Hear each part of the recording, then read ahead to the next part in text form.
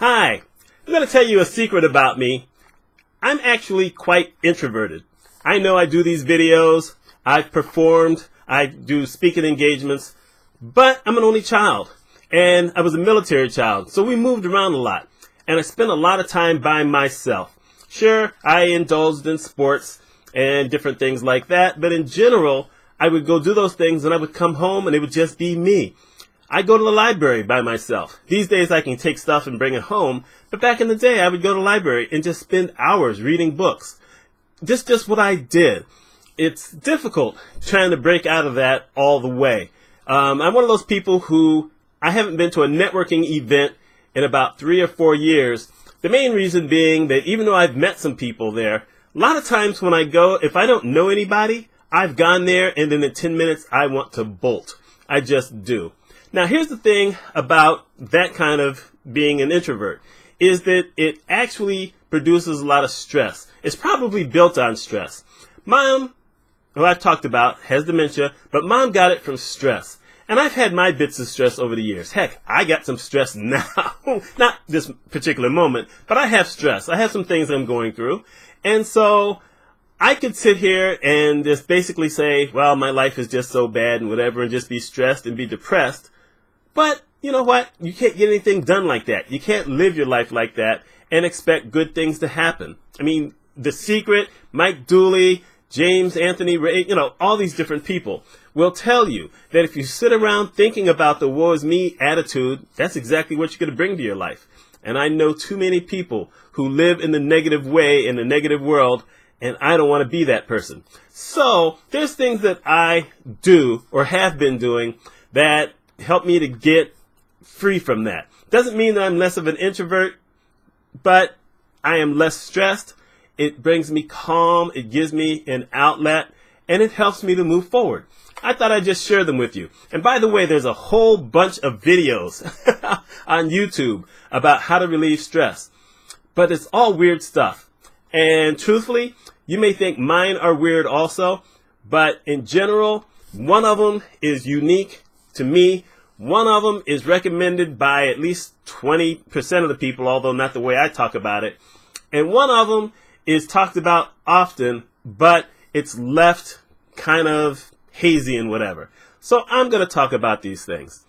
The first thing is surround yourself with things that make you feel better. It doesn't have to be just one particular type of thing, like a bunch of flowers or whatever. The thing that actually makes me happiest and makes me feel better is the color red. I know I'm wearing an orange shirt. That's because my Syracuse basketball team is going to be playing a basketball game later on, and I'm trying to build up, and my team is called the Orange. They're the Syracuse Orange, so I have to wear an orange shirt. But my favorite color is red. Look at my wall behind me, red. Look at the curtain, red. Notice that I changed pictures this side here. I always get this wrong. Notice this picture here, or this frame here. I switched to this some weeks ago because it's red. I actually put this together like 12 years ago. I had another one, and then that one started looking kind of ratty. So then I made another one, and I put it in a frame so it would stay better. But the print is red, so I wanted that.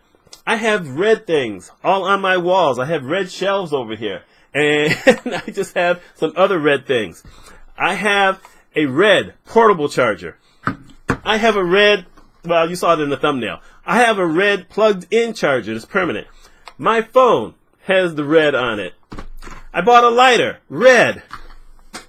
I put this in one of my videos the other day, or on the thumbnail, a red stapler. My gratitude journal, red. The cover for my tablet, red. I've got red everywhere. These meditation balls that help to relax you, red. In the kitchen, I bought red, what do you call it? The gloves that you pull stuff out of the oven with, oven mitts. I bought red oven mitts. I bought a red towel to hang in there so that when I wash my hands, I can use my red towel. In my bedroom, I have red sheets. I have a red bedspread. You guys have seen the red hoodie that I wear quite often. In my living room, I put up red curtains. I put up red shears. I put red curtains on both my front door and my laundry room door. And I put red curtains on the closet that, the coat closet, because when we bought the house, none of the closet doors really worked in this entire house. So one of the things to do is you put up curtains instead of going to spend all this money trying to figure out how to get doors on. In my office, by the way, my rugs are red because I have multiple rugs in here. So red is just one of those kind of things that it makes me feel good. It just gives me a spark. And I love that. The second thing I'm going to talk about is, well, my walk. I was going to say exercise in general, but here's the thing. You have to find something that, one, it makes you feel okay, that you're not hurting yourself. Two, that you can kind of be in your own zone. And three, that it's something you will continue doing on and on and on. I used to belong to a gym. I hated going to the gym. But you know what I don't mind? Walking. I love to walk. I've done a couple of videos in this series, and I've got other videos where I'm walking the house. I will walk at the lake when I can. I will walk around town. I will walk all over the place when I can. I walk at least 6 miles every single day. Not all at once. I mean, all day long. If I'm sitting here at my desk doing work, and all of a sudden I feel like I need a break, I get up and I walk. It's just what I do. I get times where I've walked more than 10 miles a day. A lot of times in the house, believe it or not, because it's winter, it's cold outside. But in the summer, I've gotten more than that. I had one day where I had 45,000 steps, I think. That was somewhat closer to 21, 22 miles. But I did it. It's just one of those kind of things. Whenever I need that boost, I will do that. If I am basically like laying around doing absolutely nothing, my mind will say, Mitchell, you got to get up, you got to do something, let's go walk, let's get going here. And of course, it's an exercise that works well. I've lost a lot of inches because of that. I talked about it in a previous video in this series about, how do you see yourself? And I talked about that. It's because of walking, and it's because of eating better. So find something that you like. I used to be able to get up and do some dancing. That ain't happening anymore. But, you just find something to get you moving or get you going. It doesn't necessarily even have to be full exercise. You know what? Maybe you like painting. Maybe you like sitting down at the piano. Whatever it is, find something. The word exercise does not necessarily mean get out there and stress yourself.